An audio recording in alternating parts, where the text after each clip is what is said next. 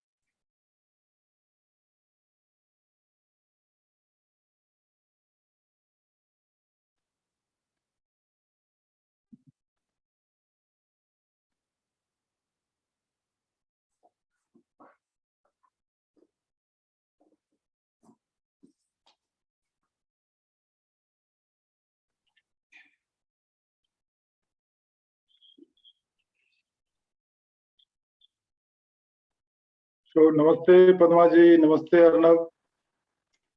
I am happy to welcome you on this auspicious occasion of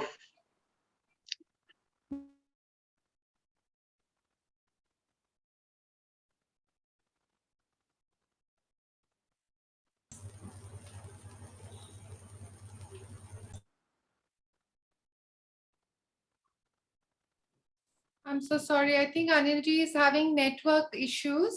Yeah. So till such time as Anilji comes back, let me just say just a warm welcome to Padma ji and Arnab ji to this Kolkata Satsang. We very, we cherish the time that we have had you with us, and 2 Guru Purnimas you have been with us. And today is again such a special day with Lahiri Mahasaya's Mahasamadhi Divas, and it's a sacred day. And Anilji is back. So Anilji, so suddenly I got disconnected. So I want to just add that Padma ji and Arnab, they are residents of Kolkata, but this is a great miracle that she found the Guruji. At such a distant place from India, in a foreign place, and now she is a light bearer there, and she is an inspiration for all. And I also met their daughter. Also, she is also very beautiful, chants so beautifully, and we expect a very beautiful chant and satsang today. And so, over to Padmaji and Arnab for a satsang on this auspicious occasion. Over to you. Thank you, Anilji. Thank you. It's a joy and delight to be with all of you. You know, we are about 13,000 miles away from Kolkata right now, almost on the other end of the planet, but yet we feel so deeply connected with the Master's blessings, all the gurus and their consciousness, flowing through us. So time, space, it really is all an illusion. Let's start with a prayer. Are you able to hear us? Okay. Yes. Divine Mother, Divine Mother, Heavenly Father, Heavenly Father, friend, beloved God, friend, beloved God, great masters of Kriya Yoga, great masters of Kriya Yoga, Babaji, Babaji, Lahiri Mahasaya, Lahiri Mahasaya, Lord Jesus Christ, Lord Jesus Christ, Swami Yukteswar, Swami Shri Yukteswar, beloved Guru, beloved Guru, Paramahansa Yoganandaji, Paramahansa Yogananda Ji, saints and sages of all religions, saints and sages of all religion, humbly and joyfully we bow at thy feet. humbly and joyfully we bow at thy feet. O great masters, O great masters, be with us today be with us today on this auspicious occasion of Lahiri Mahasaya's Mahasamadhi. on the auspicious occasion of Lahiri Mahashaya's Mahasamadhi. Help us open our hearts Help us open our hearts to receive thy grace, to receive thy grace, so we can attune to thy will so we can attune to thy will and find our freedom and find our freedom through these dreary delusions of materialism through these dreary delusions of materialism into inner freedom and joy. into inner freedom and joy. Help us energize Help us energize so we can become enthusiastic channels so we can become enthusiastic channels of your light and love. of your light and love. Guide our thoughts, Guide our thoughts, guide our wisdom, guide our wisdom, guide our actions. guide our actions. So every step we take So every step we take is towards our home in thee. is towards our home in thee. Om, Om, peace. peace. Amen. Amen. So friends, I thought we would have a chant or maybe a couple of chants. So this is how our evening will flow. Well, your evening, our morning will flow. It's such a beautiful, auspicious day. And once again, our gratitude to Dithi and everyone else who's facilitating our meeting, a connection across the world right now on this beautiful day of Lahiri Mahasaya's Mahasamadhi. And then to Anilji, I know we would have also loved her to be here to lead us into a chant, but she is off to college. We dropped her off. We are talking about our younger daughter, for those of you who don't know. We just dropped her off like a week back in her college. So we are empty nesters, but nothing, yeah. I mean, what can we say? We are very grateful also that they are happy where they are. And so we will start with the chant. So the flow for the evening is we will have a couple of chants, then maybe about 5 minutes of meditation. Is that okay with everyone? Okay, and about 5 minutes of meditation, and then we will share our inspirations, and that will open it up for questions, for your questions. So let's chant, who is in my temple? And we can all visualize, bring in the presence of the great master, Lahiri Mahasaya. Visualize him sitting, a householder, sitting in his parlor. And just like as the fragrance of the flower goes out and bees come in, people from all over the country coming to see him. And visualize him as we chant this chant. Who is in my temple? In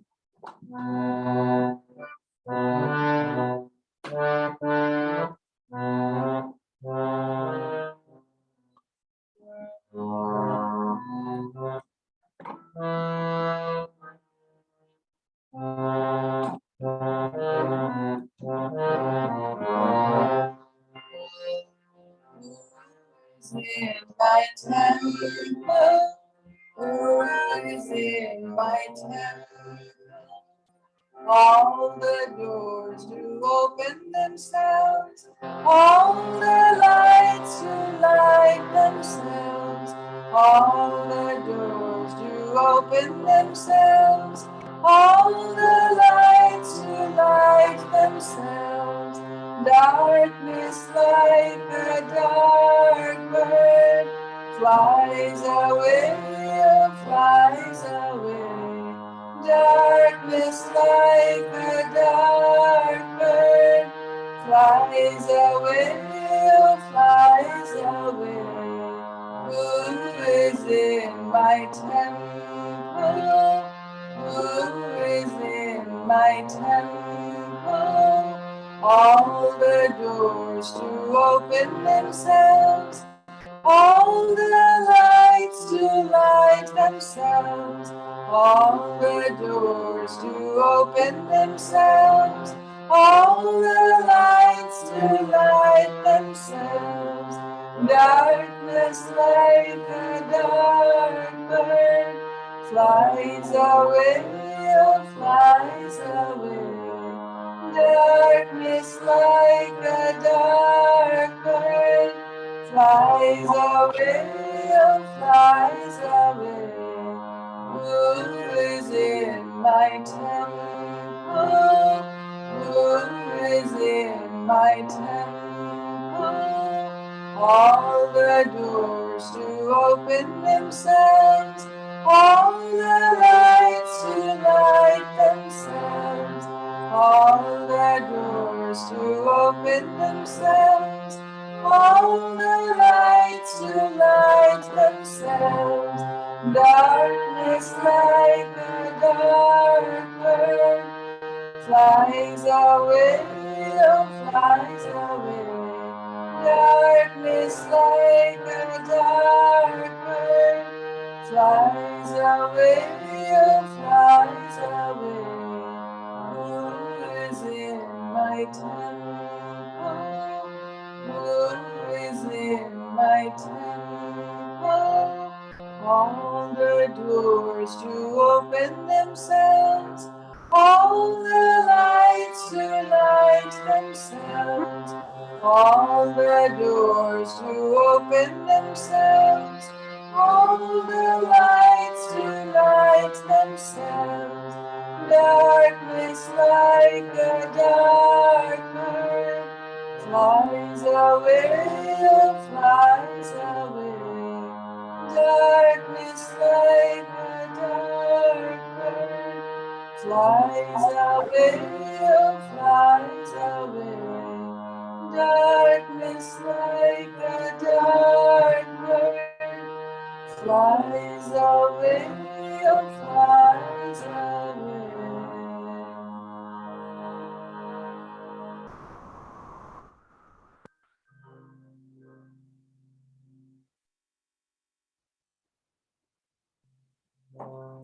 Let's take the second chant into our meditation.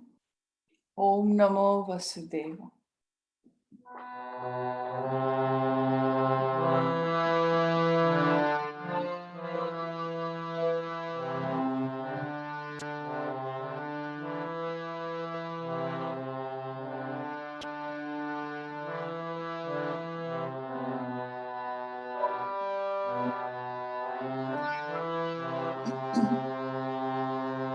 Om Namo Bhagavate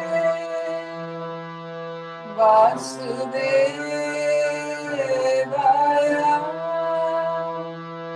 Om Namo Bhagavate Vasudevaya.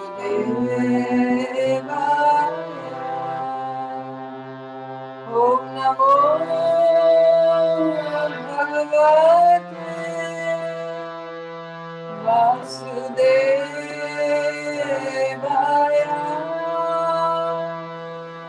Om Namo Bhagavate Vasudevaya.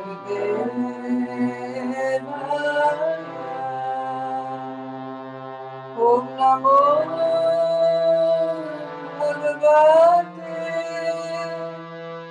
Vasudevaya.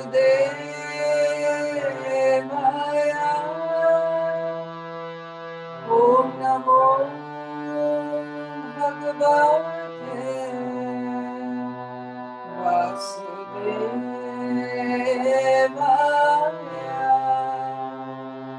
Om Namo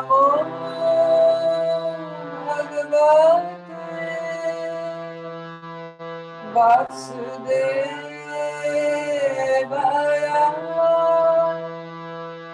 Om Namo Bhagavate Vasudevaya.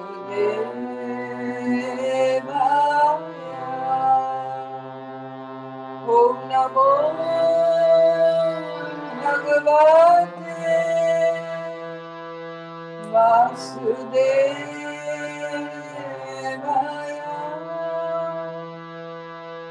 Om Namo Bhagavate Vasudevaya.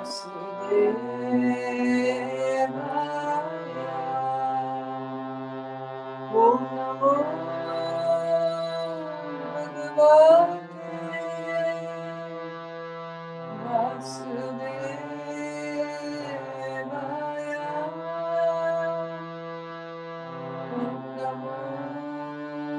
Bhagavate Vasudevaya.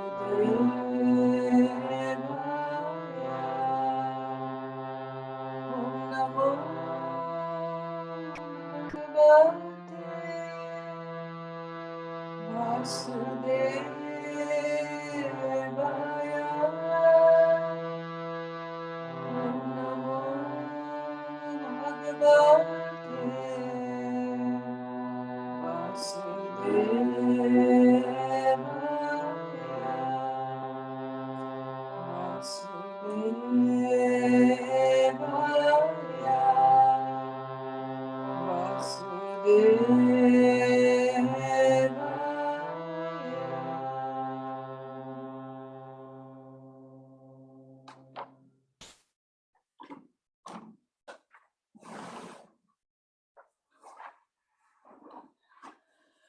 Let's all sit up straight wherever we are. Find a place that supports you. Try to sit away from the back of the chair. Let's have a straight spine, chin parallel to the ground. Hands could be upturned at the junction of the thighs, palms facing upward. And now lift your gaze gently at the point between the eyebrows, as if we are gazing at a beautiful, distant mountaintop, a snow-clad mountaintop, over which the first rays of the sun has fallen.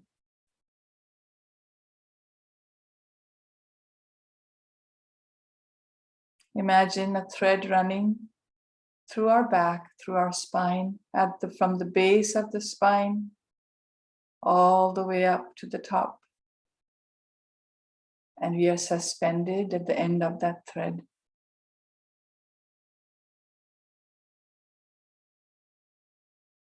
Perfectly straight and relaxed.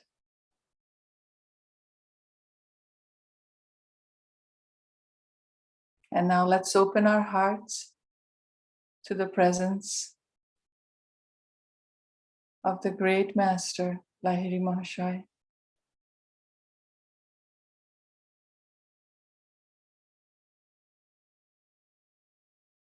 As we come together on the auspicious day of his Mahasamadhi,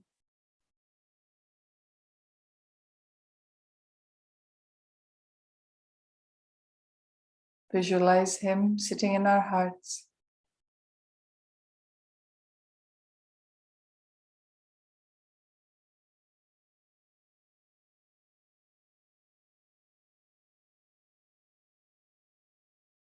Let's meditate silently for about 5 minutes.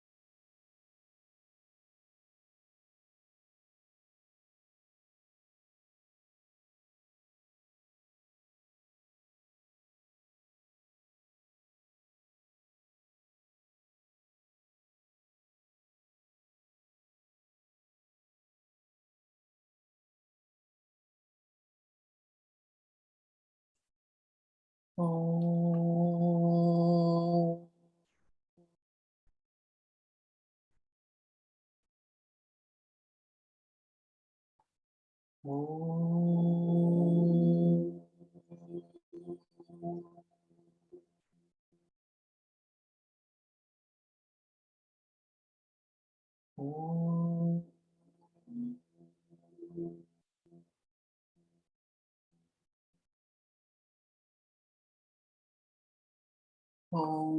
Shanti Shanti Shanti.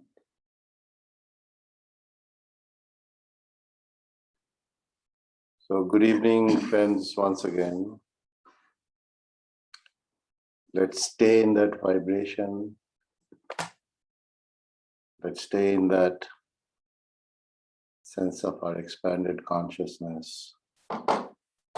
Keep our masters, keep Lahiri Mahasaya in the throne of our hearts. Visualize that he is directing energy in our spine, as if he's taking each energy molecule and pushing it up through our chakras to the Kutastha, the point of Christ liberation. As we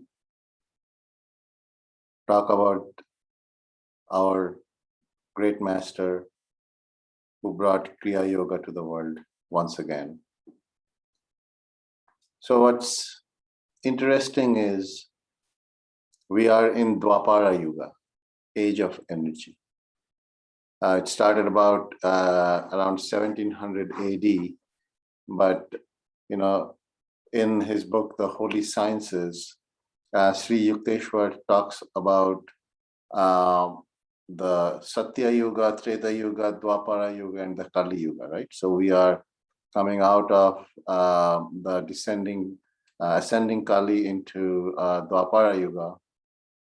And the first 100 years or so of Dwapara Yuga is still, the momentum of the Kali Yuga still continues.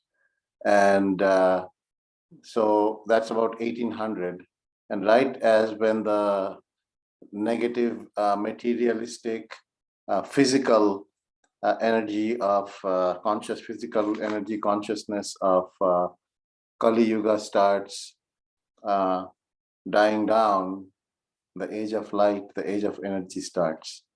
And Lahiri Mahasaya was born right around that time. If you look at the 1800s, both him and Einstein, they were born with 50 years of each other. And Einstein actually proved energy and mass are equivalent. And Lahiri Mahasaya ji, after he got his initiation from Babaji in the Drongiri Hills, the wonderful stories I'm sure you have read in the autobiography of a yogi. And when he humbly requested his master, can I bring everybody who is eager and is trying into this path?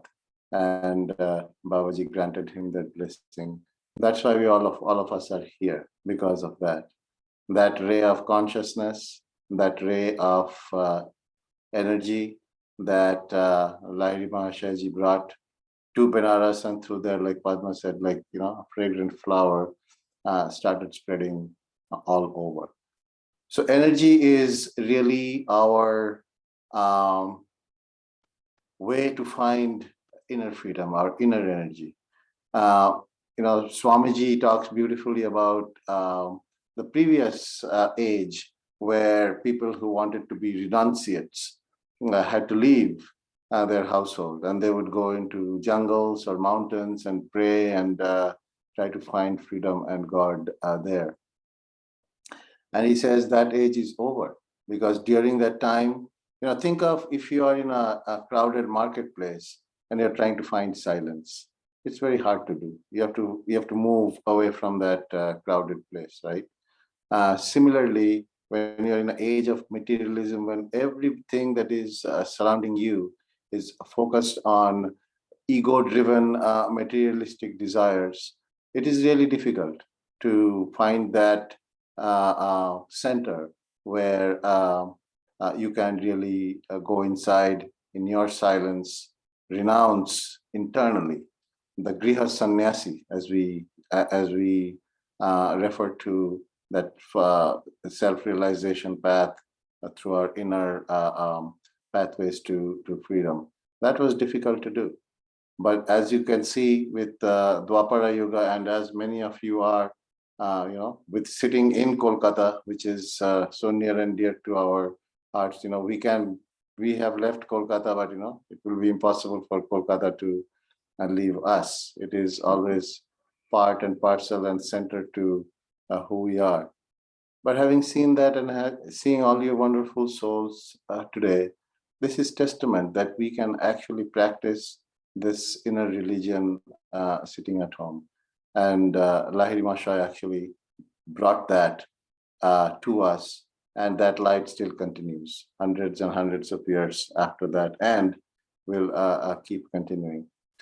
Swamiji called out for us to become spiritual warriors. And what are spiritual warriors? Spiritual warriors are where we are actually doing our duties. We will not forsake our duties. We'll do everything we have to do. All that God has given us in terms of our role playing in this world, in this lifetime, all the duties and responsibilities we have, we'll have to do it, but we'll have to do it as service. And service is when we attune ourselves to our masters, when we attune ourselves to Lahiri Mahasaya. And during the meditation, I was just visualizing that I'm actually in his house in Benares, sitting, and he is actually giving Kriya to us. It's such a liberating, such a joyful feeling that very difficult to explain, but always easy to share, because all of us are trying to go down that same path of finding our home, finding our freedom, finding our inner peace, and connect with the divine. In Autobiography of a Yogi, Master talks about interpretation of the Gita as being butter in water. Just like Ramakrishna talks about being Rashogolla, where you are actually floating, but you are not really being absorbed and you're not sinking. Same thing here. Butter in water is where we are in the world, but not of it. And how we do that? Unless our magnetism and our inner energy is aligned to the divine, unless it's constantly seeking and yearning for that freedom and love and joy and bliss and expansion, it is not possible. We will get pulled out into this dreary world of delusion through all our nadis, the channels that actually connects our astral world into the physical world. So as we practice Kriya Yoga, every breath we take on Kriya, that is a testament to Lahiri Mahasaya. That is what he has brought, and that is how we remember him. So on this special day, we want to make sure that we keep him in our hearts. Every breath we take, every step we take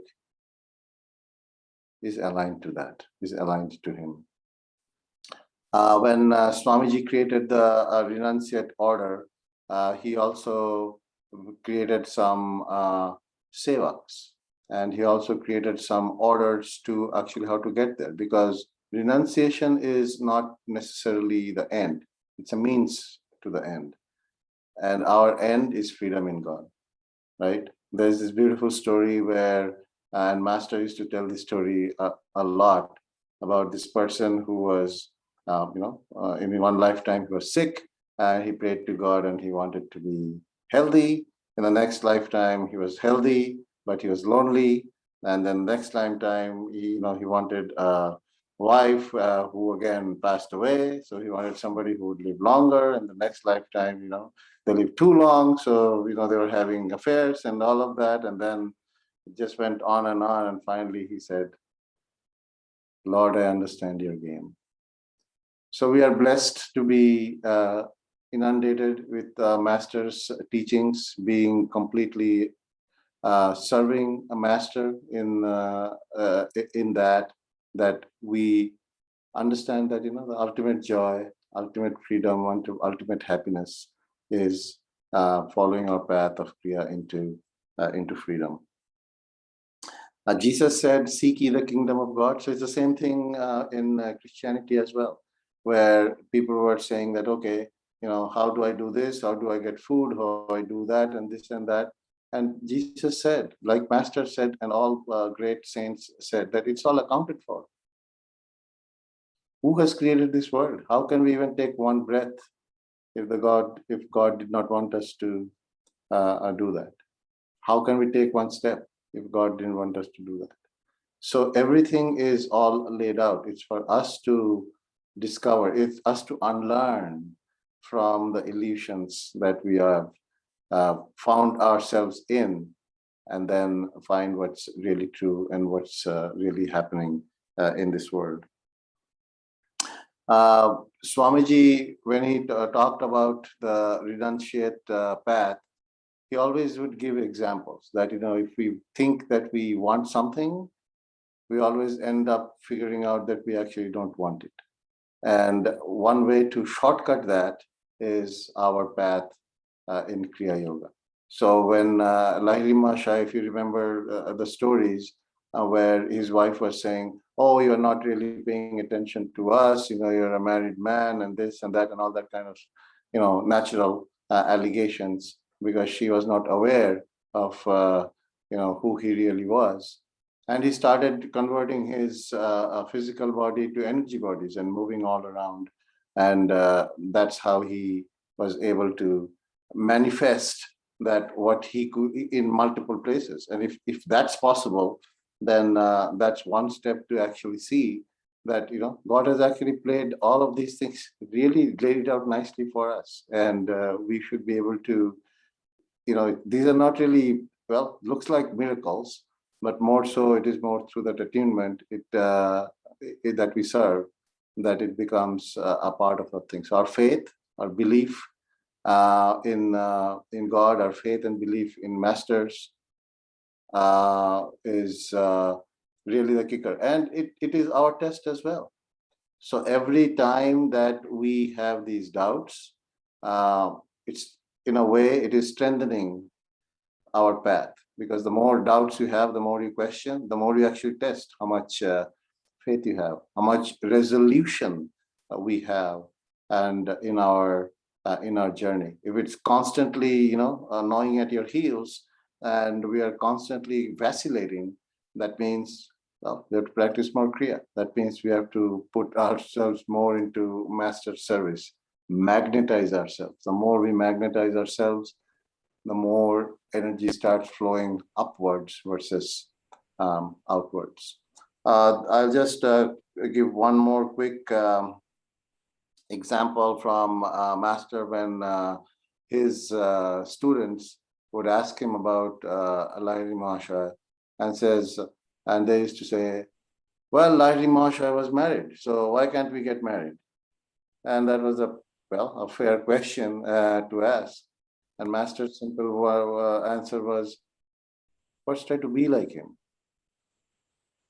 First try to be like him. First try to attune into what he brought into this world. He's an example of, even as a married man with the responsibilities, it's still possible. It is actually in the new age, not a requirement. Because if you remember, Babaji initially said that, okay, go out and give Kriya to everybody that is a disciple and everybody that is following the path. And Lahiri Mahasaya was the one who humbly made the request, can I extend this to others who are trying? I remembered another story when I was taking Kriya many years back, and I had asked this question of Devarshi. I'm assuming you have had satsangs with Devarshi, who's a wonderful dear friend with us. And I said, Devarshi, I don't think I'm ready for Kriya. And Devarshi very quietly, in his humble and very introspective way, said, we are never ready for Kriya. Kriya makes us ready. So same thing here. Every effort, every step we take, everything we do it with God, do it in the right direction, and it will never go wrong. As Krishna said in the Bhagavad Gita, Salpamasya Dharmasya Trayato Mahato Bhayato, which is a little step in this direction, can help us solve dire fears and colossal sufferings. Just a little practice of this religion. So have faith. Satsang is really important. So thank you, Diti, and all of you for inviting us to be a part of the Satsang, because we have to reinforce this amongst each other. The power of this world is strong. The power of delusion is really, really strong. It is not something that we can just wish away. But more we do this together, the more we strengthen ourselves, the more we strengthen our global family of Kriyabans, of devotees, of people who are really trying to find inner freedom. That is our gift to Lahiri Mahasaya. And on this wonderful day of his Mahasamadhi, what else can we do better? And thank you, Diti, for organizing and timing this so beautifully to really give our humble homage to this great saint and great guru. Thank you.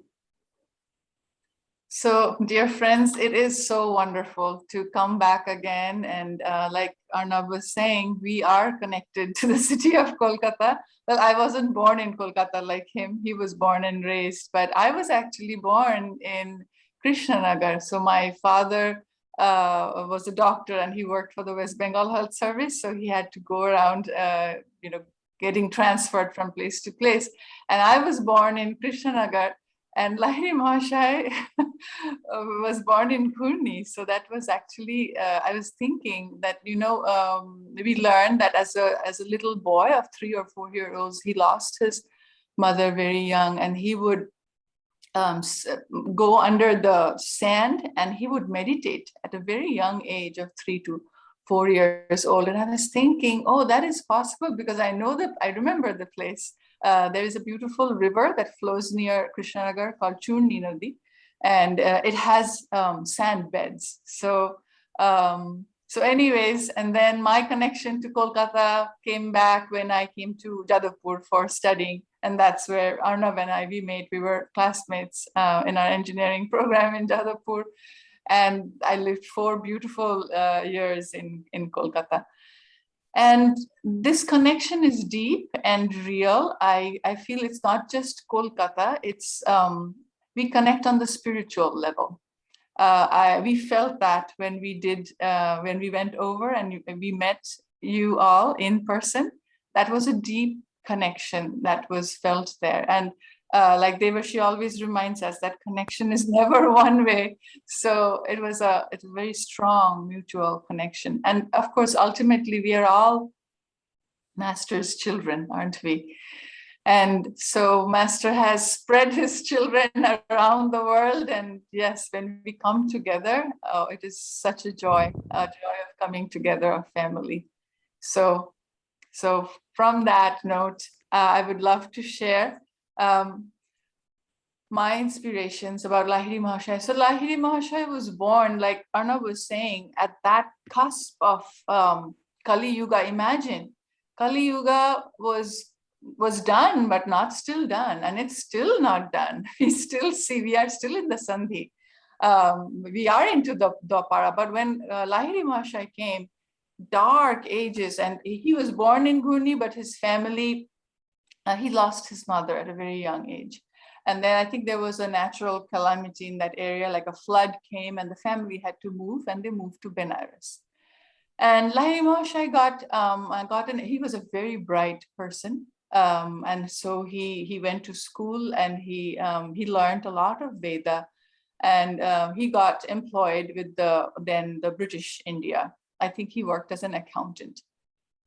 And so he would go all over the country. And we all know the beautiful story. So that is, I feel, that is a momentous happening, that connection, that he goes back, and Babaji, of course, draws Lahiri Mahasaya back, and Lahiri Mahasaya is going to be the harbinger, the spiritual harbinger of Dwapara. And he's going to bring back Kriya Yoga again back to everyone in the world. I feel Kriya Yoga was rampantly practiced in the higher ages. It was a well-known fact, perhaps all over the world in the higher yugas, and then gradually it got lost because it's such a powerful practice. Kali Yuga was not the appropriate time for normal people to practice Kriya Yoga. You have to be a renunciate, go away from the world. It was too difficult, too mired in materialism. And so that was that it was a closely held secrets among a very handful few, the guardians of God. They just held on to Kriya. And then Lahiri Mahasaya is going to be that light that brought back. And think about the significance that he was a householder. He had family and he had duties. And so remember when he doesn't want to go back, who wants? He doesn't want to go back from his guru's cave. He wants to live the rest of his life there because he has remembered his glorious spiritual past. But that's not to be. The divine plan is that he has to go back to the Lord. He goes back to Benares and he works by the day. That is so inspiring to me. I'm sure I'm speaking for many of you that we have day jobs and we have busy lives. And there is Lahiri Mahasaya, he's working all day, and then in the evening, he would sit in his parlor and he would share, he would give Kriya initiations to anyone that came to him. People of lower castes came to him. He initiated gardeners, postmen, Maharajas, Maharishis, saints, everyone who came to him sincerely, he would give Kriya Yoga to them. And again, once again, imagine, go back to Benares in the mid 1800s. You can imagine what a world-changing event that must have been, that a Brahmin, a high caste of Hinduism, giving away these high teachings to not only lower castes of Hinduism, but also to Muslims and Christians alike. I found that just amazing, so very ahead of his time. And so there he was, just quietly. First of all, he didn't want too much attention at all. He wanted to be very quietly passing this message of God to anyone who came to him. But sure enough, as Master says, just like the beautiful flower fragrance, you cannot hide that. And so his fragrance just spreads around the country, and then bees would come. And so the most significant to us, the two disciples of Lahiri Mahasaya that connect us to him, are the parents of Paramhansa Yogananda. And and of course, Sri Yukteswarji, our Param Guru. And so Lahiri Mahasaya's teachings, again, Master talks about this, that he took the complicated Vedic teachings and made it, kind of distilled it into very simple techniques that we can do every day and find God. And that's the message that Master brought to us. That's a thrilling moment. I'm sure you guys all agree with me. When the first time I heard Master's words saying, the time to know God is here. We can find God right here, each of us. That is the message, and that is the promise of Master, and of course, started by Lahiri Mahasaya. We can find God right here as householders, having our duties of the world, doing the duty, but that is what Kriya Yoga is. We know Kriya Yoga is the airplane route to God. It's a perfect technique for Dvapara. We directly work with our energy. If you are not a Kriyaban, I urge you, if you are here, there must be a connection that you feel on this path. I urge you to explore more, because this is a miracle. It's a spiritual miracle. I cannot tell you how many people we have seen personally, because we have had a center here. We have a center here for almost 20 years now. And you see people's eyes change when they start doing Kriya. it brings about, Master says, it's like mathematics. Kriya Yoga and devotion works like mathematics. It's as precise as that. And you know how he also said, give me 3 boys, anyone, just from the street, give them to me for a year. They will do Kriya and I will change them towards sainthood. So that is the power of Kriya. And so to go back a little bit more to Lahiri Mahasaya. Lahiri Mahasaya did not have any organization. And I can understand why, because being at the heart of that still dark age, any organization will create so much rigidity. There was already so much rigidity in society at that time that he did not want to bind this teaching in any organization. He just gave it away free to anyone and everyone who would come, just sowing that seed. And we know how far that seed went, and it's sprouting today all over the world. And so he didn't even want any kind of books. I think the only, he gave permission to his only one disciple. I'm forgetting his name at this moment. I think Bhattacharya, he was a big Panchanan Bhattacharya, Bhattacharya, and he went back. I think he started Arjo Institute in Kolkata. And that was the only thing that he gave permission for that. And I think he printed, Panchanan Bhattacharya would print books of his teachings. And so I wanted to share with you some of his quotations, some very powerful quotations of Lahiri Mahasaya. He's saying, he only is wise who devotes himself to realizing. So he's saying, move away from empty discussions of theology and go into the inner world of actually practicing. Do the, like Master used to say later, do the experiment yourself. Don't be happy with just reading a little bit of book or talking about it. Actually do it. There's no one else can do it for you. No priest can bring God to us. We have to do it. And that was Lahiri Mahasaya's original teachings, that only through doing it we can realize. And then he talks a lot about, so here is his quotations. I'll read the first one. Always remember that you belong to no one, and no one belongs to you. Reflect that someday you will suddenly have to leave everything in this world. So make the acquaintanceship of God now. Prepare yourself for the coming astral journey of death by daily riding in the balloon of God perception. Through delusion, you are perceiving yourself as a bundle of flesh and bones, which at best is a nest of troubles. Meditate unceasingly, that you may quickly behold yourself as the infinite essence, free from every form of misery. Cease being a prisoner of the body. Using the secret key of Kriya, learn to escape into spirit. And anyone who came to him, Gurudeva, I have this problem. Gurudeva, I have that problem. His only one answer, do more Kriya. That's the teaching we get from Lahiri Mahasaya. Any trouble that you have, mental, at any level, spiritual, mental, or physical, he used to say, do more Kriya.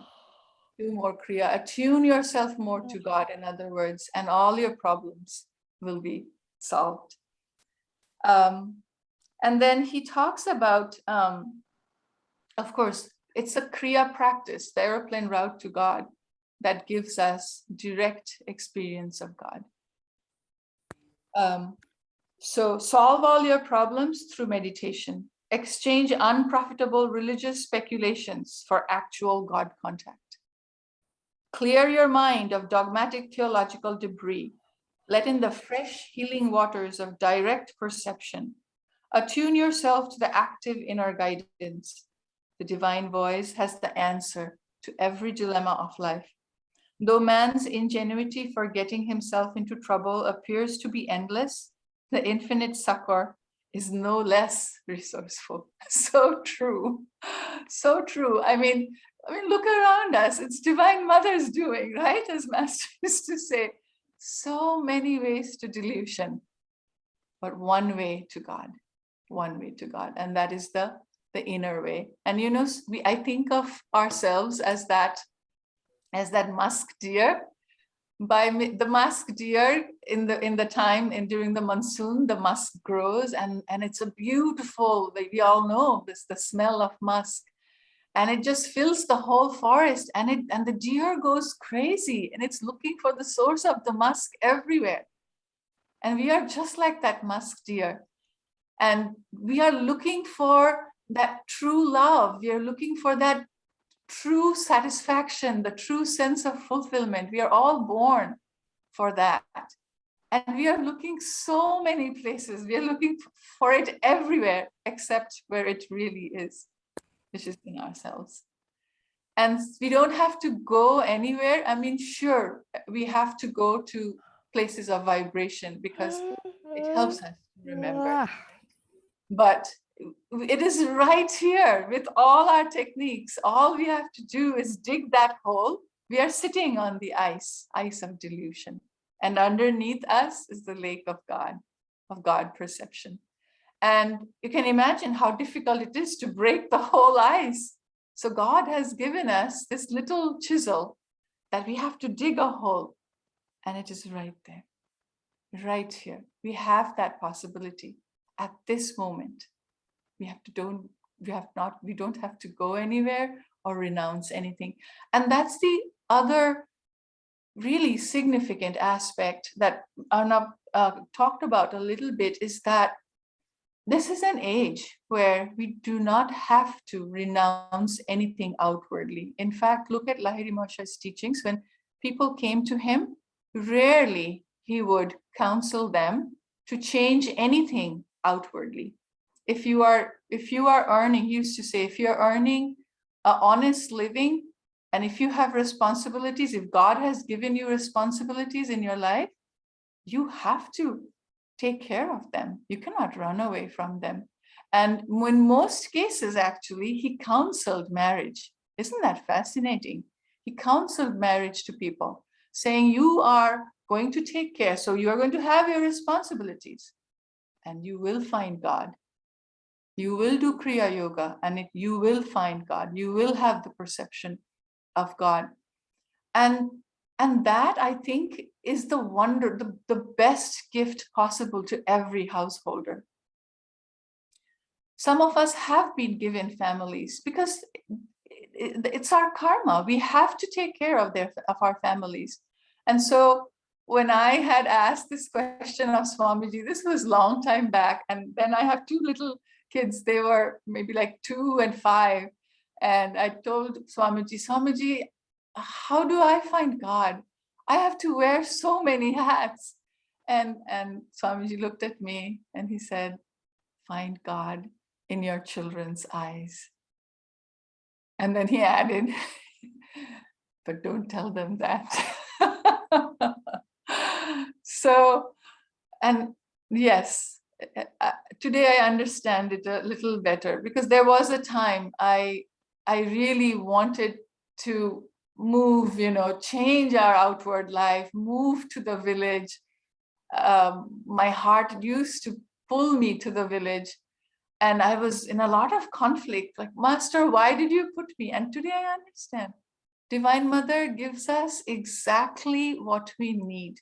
So friends, if you want to close your eyes just momentarily, whatever your life situation is, maybe there are some very good parts, and then there are some struggles, because we all have that bouquet of life that comes with the good and the bad and the neutral. But if we simply acknowledge this simple fact that there is no coincidence and there is no mistake, Divine Mother makes no mistake. She's that perfect doctor who has that perfect prescription. And the prescription is our life today, right now. Whatever we are facing, good, bad, is coming from her loving hands. If we acknowledge that, that's the very first step. And then allowing that to shape us, that good and bad that is coming from her. So in one hand, we have the tool of our connection to our guru, and of course, the technique of Kriya Yoga as taught by Lahiri Mahasaya. And on the other hand, we have Divine Mother giving us what we need to practice that, to practice our devotion to Master, to practice our faithfulness in Kriya Yoga into the situation of our life. Do you see, we need both to grow? Without one, we are not going to be able to grow. So we have to be grateful for these teachings, and we have to be grateful for our life, which is going to be the lab in which we are going to practice and grow as a result of it. And that is the path out from this world of delusion. So I also wanted to share a little bit of Lahiri Mahasaya talking about the importance of guru discipleship relationship. Because we are in a path that many of us, have this question, Master, why didn't I have you in body? Meaning, why wasn't I there when you were there in body? Why do I have a guru that is not there? Many persons have asked us, and even I have had that question. In some days, I asked Master, well, I don't know, I really want you now, right now in physical body. And Lahiri Mahasaya is saying, and he was there in body, right? But he's counseling his disciples. You do not need to be in physical contact with your guru. In fact, what I think is the reason why we don't have a physical guru in front of us is because we have to develop our own intuition, because it's that intuition that connects us to him. We have to develop that tool of intuition, because that ultimately, yes, that will help us be in touch with the guru, but that is also ultimately is going to give us God perception. God is not to be perceived by 5 senses, right? He's not limited to 5 senses. It is through intuition we will find God.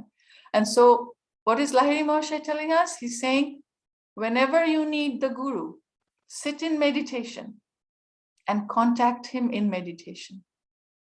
Because remember, Kriya Yoga is not just a technique. We can, sure, there are people I've heard, I have never seen, because I probably never Googled Kriya Yoga on Google, but I'm sure if you Google, I've been told you can learn the Kriya Yoga technique. I don't think that will do us much. In fact, I don't think that will do us any good. Because Lahiri Mahasaya is saying, it has to come through the guru, because it is the grace of the guru. It is that light that comes down and then with commingled with the technique, it is that will lift us. We need that consciousness of the guru. We cannot do it by ourselves. And so we need our guru to uplift our consciousness, and we have to develop an attunement to the guru. And so hold Master close to your heart. Every step, try to develop. We have to develop our attunement to Master more and more. Bring him in. Let us not only limit him to the 2 times of meditation we have, bring him in as much as we can during our moments of joy and moments of despair and all in between. He's walking with us. Seat him next to your car. In your car, maybe you're driving and he's sitting right next to you. In your job, just bring him in and have him bless the people that you're working with. I happen to teach in a high school. Often I try to, especially when they're quiet and doing the work, I will just bring Master in. Master, bless these kids. And sometimes I think they feel something. They would just, like quizzically, what is this lady doing? Is she doing something funny? Because it is actually, energy is felt perhaps more than we can feel other things through our 5 senses. We can hear and touch and do all that, but energy is felt even more deeply. And these kids are of the higher age. They're more attuned than us to energy. So the importance of guru is of extreme importance. And yeah, so, and this is something I came to know of. I didn't know that you guys have heard of Shirdi Sai, right? Shirdi Sai Baba of Shirdi. Apparently, he was a disciple of Lahiri Mahasaya. And so Lahiri Mahasaya has initiated so many people, including many, many, many saints, into this path of Kriya Yoga. And it is through him that I see a world where, and he had actually prophesied this, that, yeah, I don't want any books to be written on me, but I can see that 50 years after I leave my body, a book will be written, because people will be so much interested, especially in the West, people will be so much interested in these teachings that a book has to be written. And of course, we know how that came into fruition by Master writing autobiography of a yogi, which has primarily spread the word of Lahiri Mahasaya and Kriya Yoga across the world. And it will continue to do so. Swamiji used to say this a lot. So he used to say, this is not even the tip of the iceberg. Where we are right now, today in the world, and we see Master's work growing, it is not even the tip of the iceberg. Master is supposed to be the avatar of Dwapara. His work has a momentous effect, is going to have a tremendous effect for this yoga, for the entire planet. Such is the divine plan.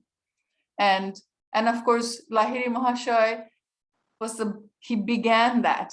I think Trailanga Swami, who also lived in Benares and loved Lahiri Mahasaya a lot, would say that Lahiri is like a little kitten of the divine, and he has been dropped, and he just stayed where he was dropped by Divine Mother, and he, through his worldly duties, he has realized God much the same, and he's in connection to the divine, just like me, but I have done it through renunciation, even renouncing my loincloth. But we are in connection to that same source. So, and then came Master, look at that lineage, it's going to spread out. So friends, what does that mean for us then? All of this, what does it boil down to us? How does it pertain to us? Or what role do we play in this picture, in this divine picture? We play a very important role. We can act as living carriers of that vibration, because we bear that lineage ourselves. If you think, oh, who am I? No, God has put you right there. God needs messengers of light. Because right now, there's a huge fight of the light and darkness. And if all we can do is just pray for the world, be that bearer of light, wherever we go, if we can bring in the vibration of our masters, we have done our part.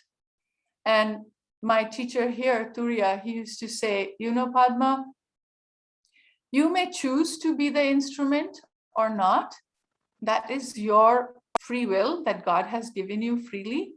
But don't worry about God and his divine work. It will find willing instruments. The question is, are you going to be that willing instrument? Are you going to take that part of the responsibility? Because guess what? When you are a willing instrument, when you carry his vibration and pray for others and share his light, that light gets a chance to pass through you and it changes you. You are the major benefactor of that. And yes, it is your free will to be to the bearer of that light or not. So each one of us can be and should be the bearer of that light, and try to increase the power of light. Remember how Babaji said that? He came in dream and he said that this world is full of darkness and light, and it is not my responsibility to do anything about the darkness. I cannot reduce the darkness, but what I can do is increase the light.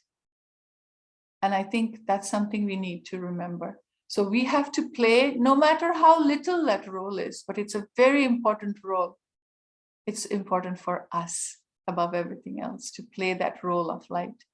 So let us all be that receiver of light. We receive through our hearts and we transmit through our kutastha. So let us all be conscious warriors of light, as Arnab said. And as, yes, we have to fight because that is what makes us strong. And we have to constantly be that instrument of light. And God bless you all. So Diti, I think we have about 20 minutes. If anyone has any question. First of all, thank you so much, Padmaji and Arnabji, for this wonderful sharing. And we really feel Lahiri Mahasaya has sent you both to give this light to us this evening. And friends, let us make the most of this chance, this time with Padmaji and Arnabji. If you have any questions, anything to share, please unmute yourselves one by one. Tanya, please go ahead and start. First of all, I would like to thank you for this wonderful satsang.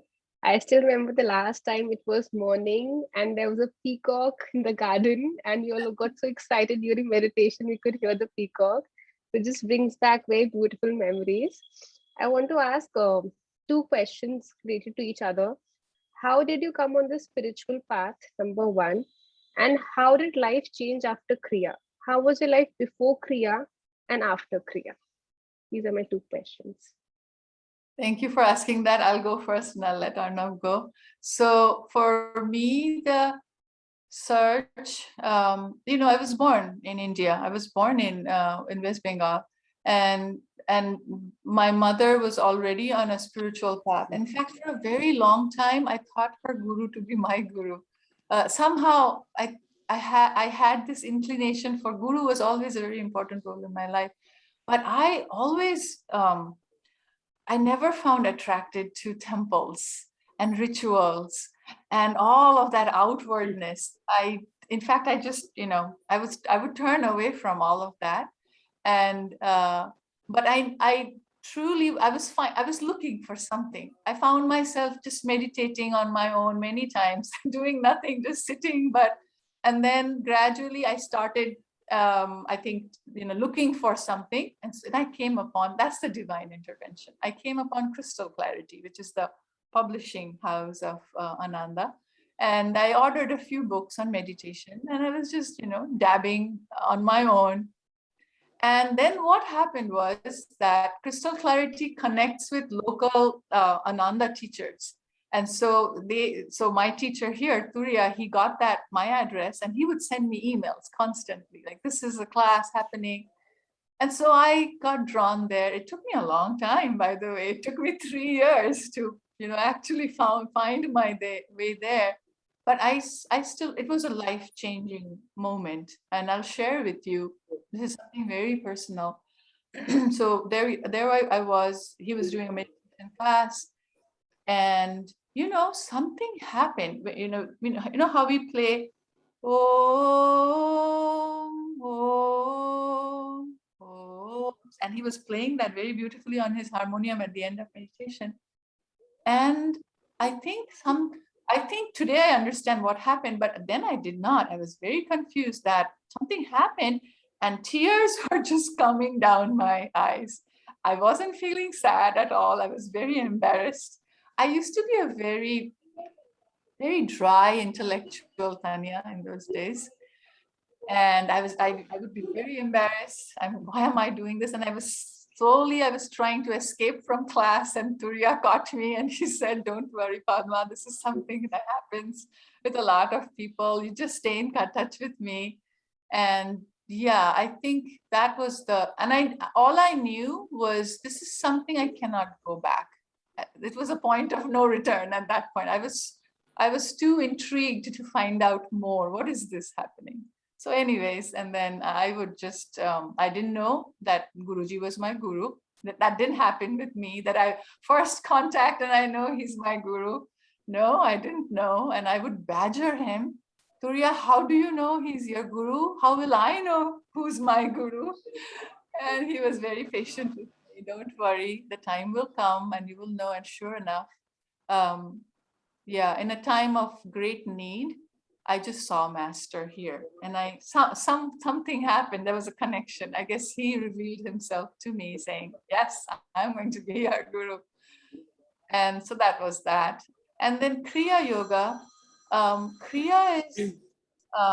Kriya happens slowly. I would say Kriya happens slowly and Kriya happens fast. Both are true statements. So the first few fast things that happened in my life was, and this is many other people have reported the same, is that because we are burning karma really fast in the beginning, life changes. Sometimes it just goes into a whirlwind to readjust everything so that we can progress. And that is sometimes not easy. So many times trials will come up very quickly. But guess what? By that time, we also have Guru's grace in our lives. So we can handle it. And I've seen that happen with Kriya. And then the slow but sure part is it's just this sweetness that happens. I think our path is that of Master brings a lot of joy and love and kindness. And we see the same in Swamiji, and we see the same general theme in Ananda. A lot of joy, love, and kindness. And yeah, it's just, so much to be grateful for as you feel more and more joy. And another thing that Kriya does is bring courage. You're not fearful as much anymore. You begin to have a grasp of that inner presence, the real presence. And so the world doesn't scare you as much. I mean, it still does sometimes, but not as much. So that's me. So thanks for the question. My journey is also pretty tortuous. If I just look back, if you think of a bridge, that I'm on this side of Kriya and what's on the other side, that bridge is very, very long. It's very hard to even recognize what's on the other end of the bridge from where I came from. My childhood and all has been very difficult. It was very tortuous, and I was never a very materialistic person, but it was not really spiritual. I just didn't know that. And so life meandered on, and here after we came, in fact, I have very close friends who live in Maniktala, which is next to Scottish Church College, which is about 100 yards from Fort Gorpar Lane. And I used to go there all the time. And little did I know. But anyways, I had to come 13,000 miles to figure out that, I already knew what I should do, and that was right next to me. So then I came here. Padma became a Kriyaban many years before me, and I was still not on the path for many years. But I never had, even coming to the US, the sense of materialism never attracted me. So probably it was in the making. And then I remember in Ford Amphitheater, there is a very large amphitheater here, and Swamiji came to release his book, Two Souls, Four Lives. And he was not very well. Anyway, miraculously found strength as he always did. He gave his lecture, and then there was a break for 15 minutes. And it only happened one time. In that break, I felt this breeze. There was really no breeze. I just felt this breeze. And in my mind's eye, in the Kutastha, I visually, vividly saw Master with his Merudanda and his robe, orange robe flowing, and he's hitting the Merudanda on the ground. He's saying, "What are you waiting for? What's taking you so long?" It just, it's amazing. It just shook me to the core in a positive way. And then immediately I went to Roma and Haridas, and I started my journey. So that was 2012, 9 years ago. It feels like it's a lifetime, because every occasion I have where I actually experience this sweetness and love and joy, it's like a moment in eternity. very difficult to explain, only we can experience it. And what's practical about this is what I have become now. So Tanya, to your question, I do not desire to be desireless.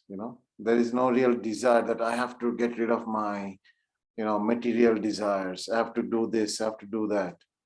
That bucket is being replaced with the fragrant, yearning and seeking of our truth. So that gives courage. The moment you're not attached, your ego is not attached to some consequence of a particular action in the material world, what have we to lose?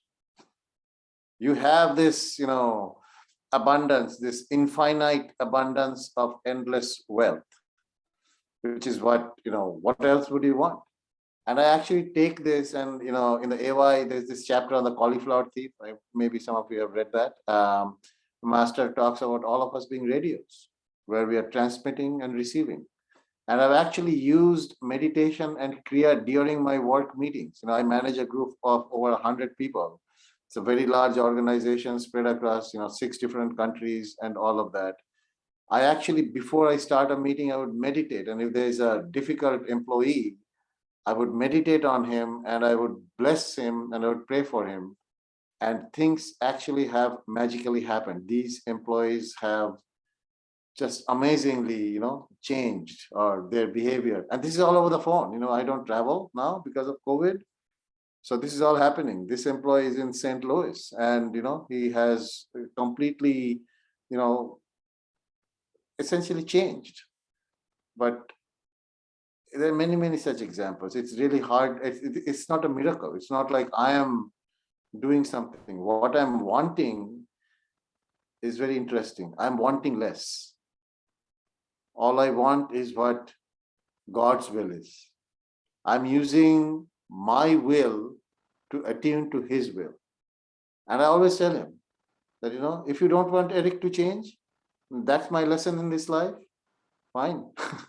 I'm happy. Thank you for the opportunity. And I'll keep working on it. It's very liberating. And because there is no consequence attached to that event that I control, I have nothing to lose. And that gives a lot of courage. This sense of emancipation and expansion in the heart that happens through each of these events, it reinforces the fact that we are on the right path. It's like quicksand in a good way. The more you try to get out of it, the more you get into it, right? That's what quicksand is.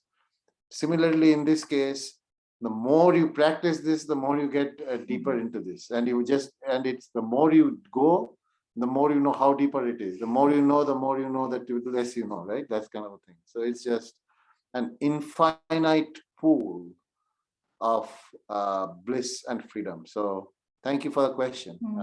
I felt very inspired to share that. Beautiful question. Any other? I see there is a question here. Where do you see Swamiji family in future? Guidance you want to give new disciples.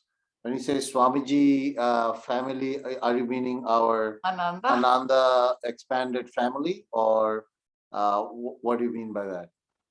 You can ask the question directly.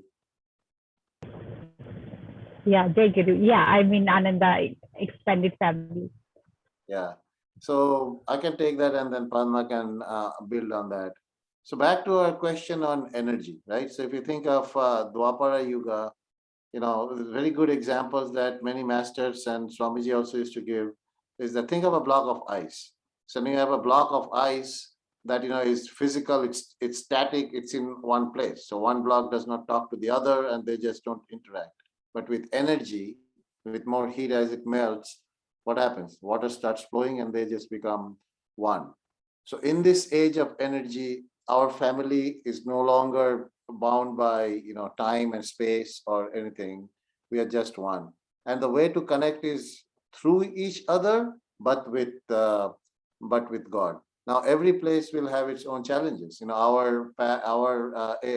Los Angeles, real estate is very expensive, and finding a center where we can actually build our practice, build our satsang, build our local organization is not always cost effective. So we would rent some places here, Now we have a place and we are trying to pull people together. That's the way it is. Ramakrishna started with 9 disciples. Jesus Christ started with 12. So, good things. It is not easy, and it is not popular. And you'll have a lot of so-called teachers, and they'll have tens and thousands of people filling stadiums. Well, our path is our inner fight over our inner constraints and our inner karmic knots. And the way we see it is that not as expecting some family, but doing our part to make that family whole, right? Just like we do within our own families, with our mashis and meshos and kakas and pishis and our whole extended family, we are constantly struggling to keep everything intact. And here, all of us are trying to find the same thing. So it should be much easier that way, where we have attunement as a base to start with. And then comes the action. In this world of energy and our path, it is not easy. It is actually very hard. And the higher we go, the harder the path becomes. Because God, it's like, your postgraduate tests will be harder than your 5th grade test, right? So as you're getting through your, events in life and you are giving these exams, they will get harder. And the more we practice, the more degrees we will get, if you will, to really get to our final degree. I love a sloka in the Gita, which is the sloka number 3.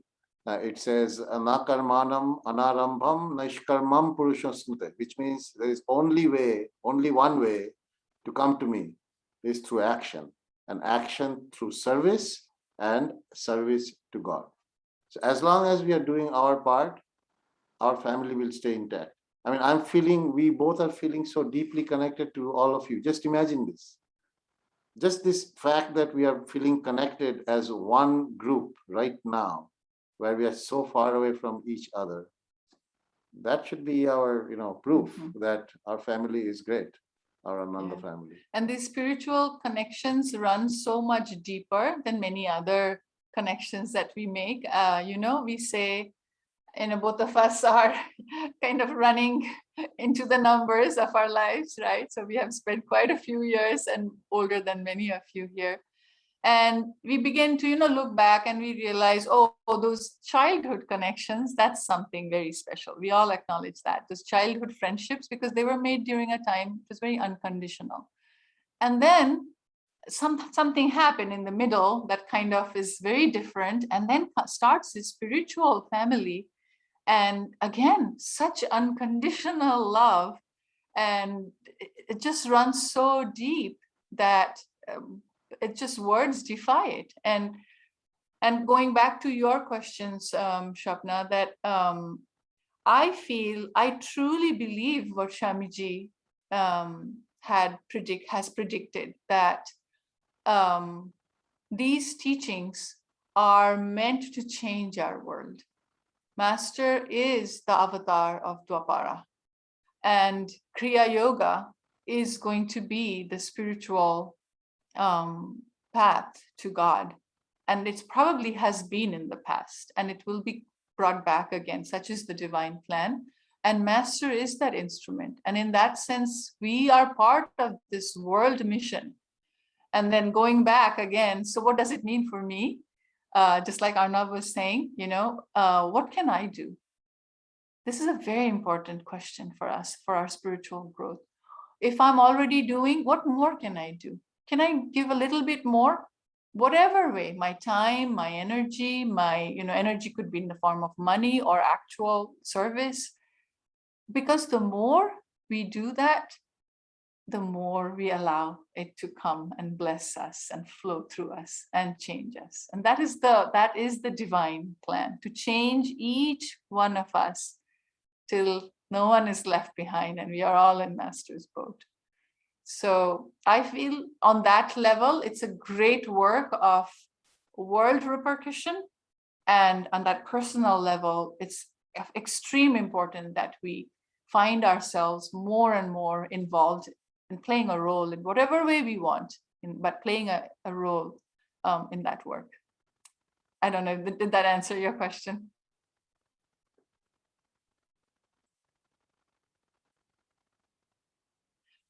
Somebody's asking, Where Ranjan did you Shin. find Sai Baba was a disciple of Lahiri Mahasaya? Yeah, Not Shirdi. So we have to differentiate between the Sai Baba from Puttaparthi and Shirdi Sai. They are not the same.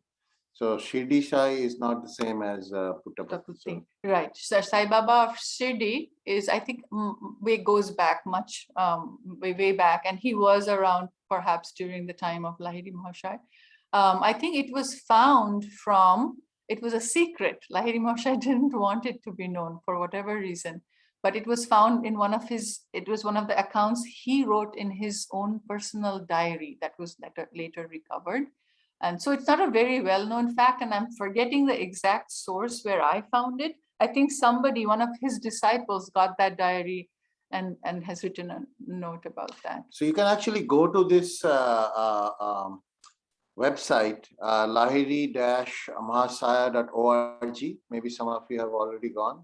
So Crystal Clarity and Ananda, they have put this wonderful website, and it actually has a lot of stories on miracles that he used to do. There's this, British lady that used to, the wife of his boss when he was in Raniket, and she was ill, and he actually transported him there when she was writing the letter. It's just amazing. Just, you can read all of that about him, but we will get you the actual source of where this information is from as well. I hope so. Yeah, I hope so. Oh, there's somebody has already answered.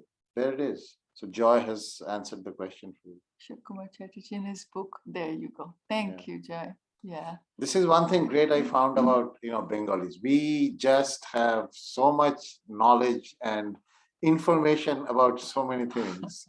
It is just amazing. So love Kolkata. It is just, reminds me of my old days when I used to be also an extreme, dry intellectual who wanted to go and, just do right in this world, and everything else was wrong, and I would read all the books. It's like, Master used to say that we are kind of, charmed by the beehive and trying to find out, okay, everything is in the beehive without trying to look into the honey inside that beehive. But thankfully now, we are not just getting mesmerized by the hive, but we are trying to dive into the honey. So thank you for that update, Joy.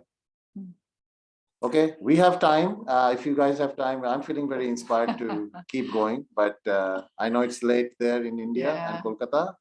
And but yeah, we can take one or two more questions. Diti, up to you, how you want to handle it. That's so gracious of you. We never want to let go of you. It's so charged up already because of this back and forth of energy and your sharing and everyone wanting to reach out to receive more. So we can absolutely go ahead if it is convenient and suitable to you both.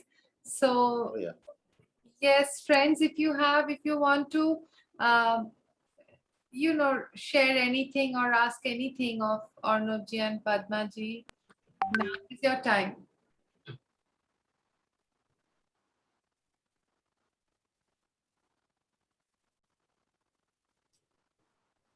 Is there a question? I think somebody's speaking on mute. Ranjan, I think you're speaking on mute. We cannot hear you, Ranjanda, for some reason. Maybe if you have an audio set that you can connect to your system, maybe we can just take someone else's question till then while Ranjanda gets his audio set. Om Guru. I just in our daily lives, we now definitely now we are connected to Master Lahiri Mahasaya and Babaji, definitely our consciousness on daily basis, when we are so deeply connected, it's rising, and when we see this world, now you're in USA, we are in India, and we can figure out that generally we bump into people with a lower consciousness on daily basis.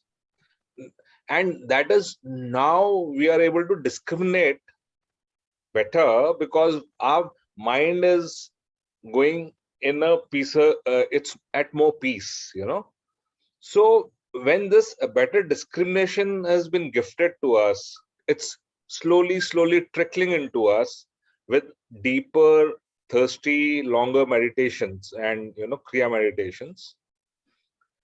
And when we move out to this world outside, when we meet these people with little lower consciousness, now a lot of people must have come to you because you've been into this practice for a very long time. Now, a lot of people must have come to you for counseling also, general counseling. How do you counsel them? Basically, they must have come with so many problems, please help us, please tell us. So I really want to know, because I have also experienced people do come, and I start with being Hindus and being Sanatan Dharam, I start with Bhagavad Gita as the base. I want to know, how do you handle these kind of general problems when we have to share something with them? How do you handle that? That's a very good question, and we deal with that all the time, right? It is part of our life to essentially spread the message. So I'll give you a few examples. So Padma, to go open the door, we have some people show up. It's okay, I'm back. Okay. One is attuning to the person. So it is not a one size fits all, nor is there a prescribed answer for any of this. So you have to feel it. I'll give you one this is a very base example, but it sets the tone. This comes from masters, actually. We are not quite there yet. But there was this, young man, and he was into all kinds of, vices in life. And his mother was worried. And his mother took him to a guru. And the guru, instead of starting to counsel him, saying that, okay, you should read the Bible, you should do the Gita, you should do this, you do that.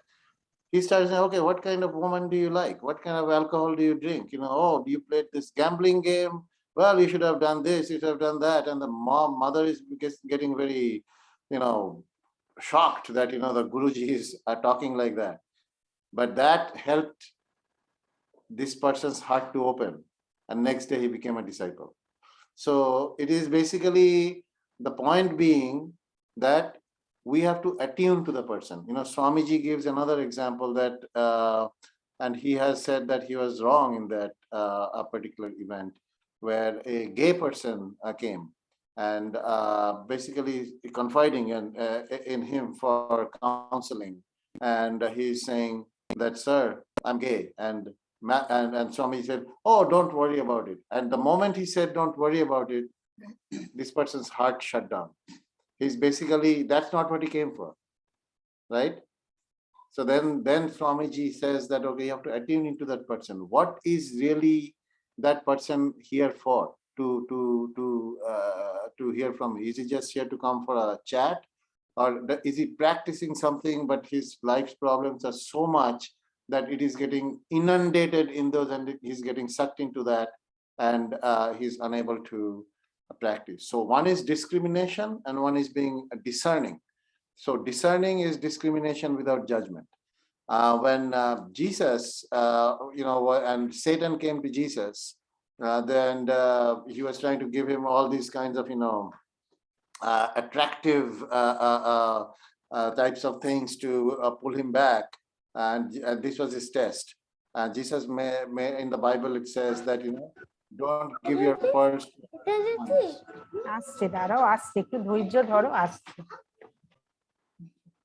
Obviously. Sorry about that. Yeah, no worries. So being discerning is also important. So it is not that what we have is exactly what that person needs. So you have to tune in and then feel what really is going to open that person's heart, so that you can become a channel to take master's blessings and teachings and offer it to the person. Because let's say you go to a restaurant and you're not hungry. No matter what kind of food the restaurant serves, it's going to be of any attraction to you because you're not hungry. So you have to first feel whether that person is hungry or not. And it might not be the Gita. It can be some simple book, some simple examples, some simple actions. where somebody is trying to do something and just feel joy. Master said doing the right thing for the wrong reasons is better than not doing anything. So they can try that as well. And slowly it will grow. So attuning to the person and basically being discerning about exactly what will open that person's heart is the way to start, versus coming inside out, that this is what I know, this is working for me, okay, here is what you should try. It might not work for all at the same time. I don't know if that answered your question, but that would be my recommendation. If I can also add one other part, is that I have seen that there are, so like Arnab said, there are two kinds of such encounters. One is so negative that we feel it, and maybe it's even pulling us down, because that is also a possibility. And in that case, Master comes to our help. Just see him. You can see the light. You can do Om Tat Sat to strengthen your aura. So you basically feel the light in you, and you're basically blessing them with that light. And so then that darkness don't touch you anymore. So that's one kind of encounter.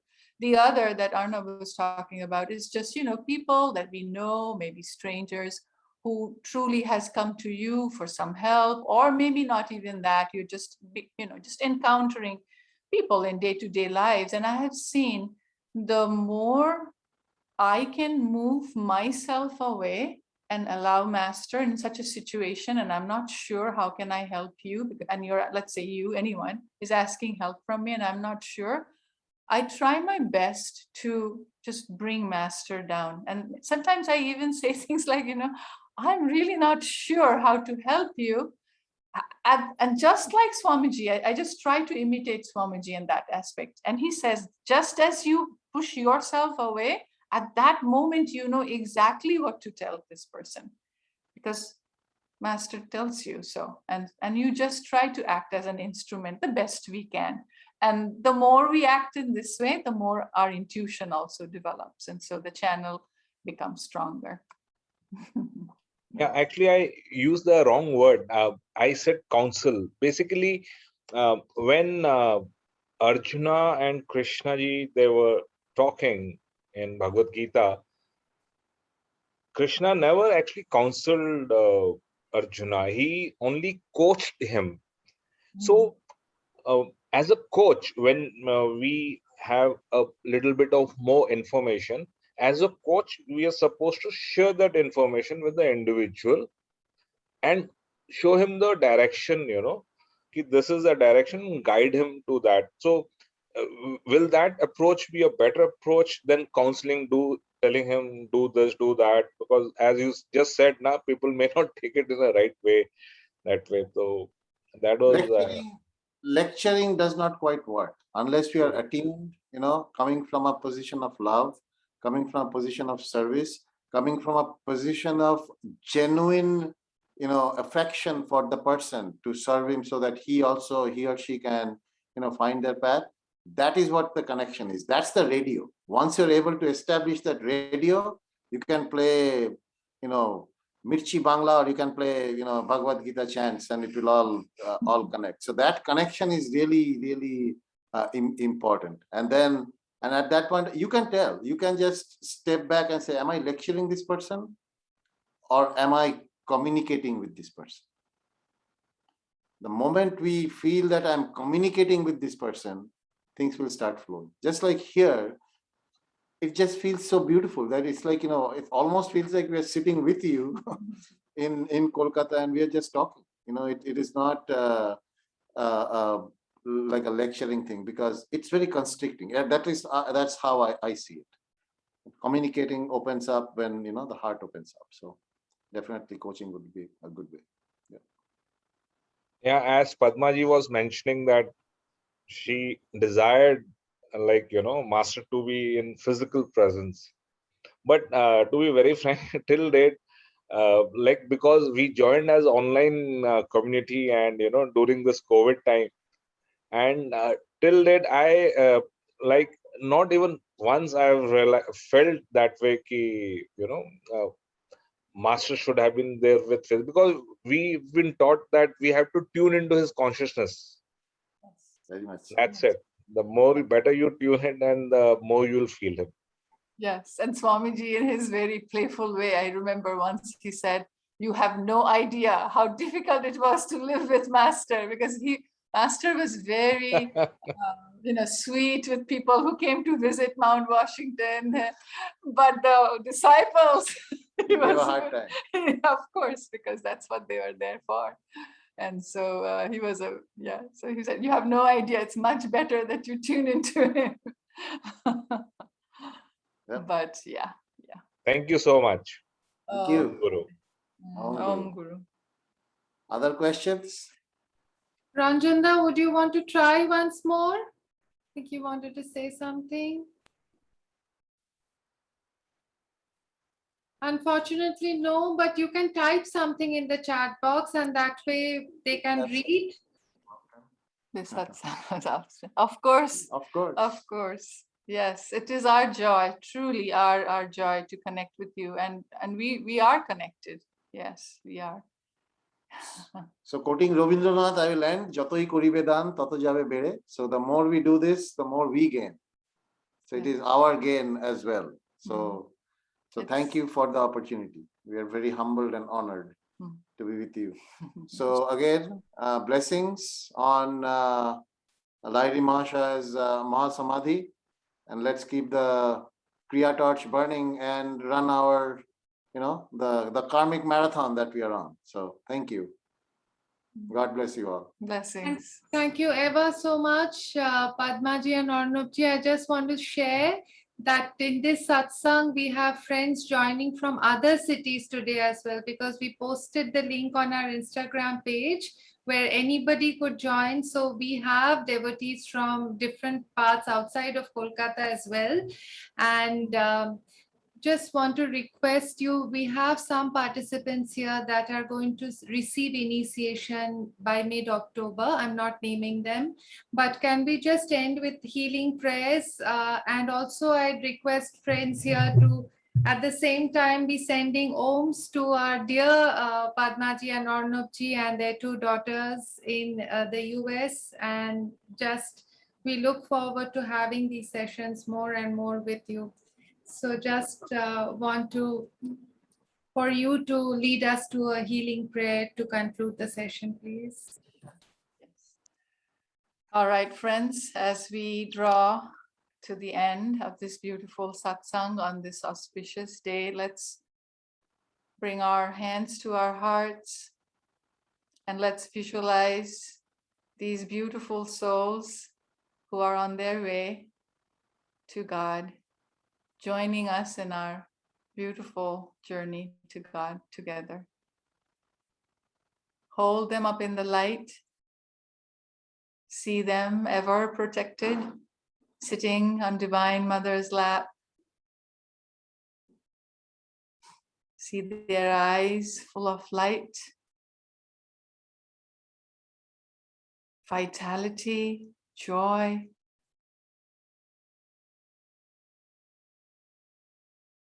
And let's pray. Divine Mother, Divine Mother, Thou art omnipresent. Thou art omnipresent. Thou art in all Thy children. Thou art in all Thy children. Thou art in these ones. Thou art in these ones. Manifest Thy healing presence Manifest Thy healing presence in their bodies, in their bodies, in their minds, in their mind, and in their souls. in their soul.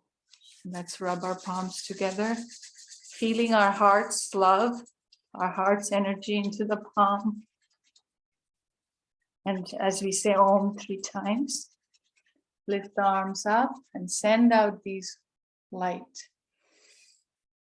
Om.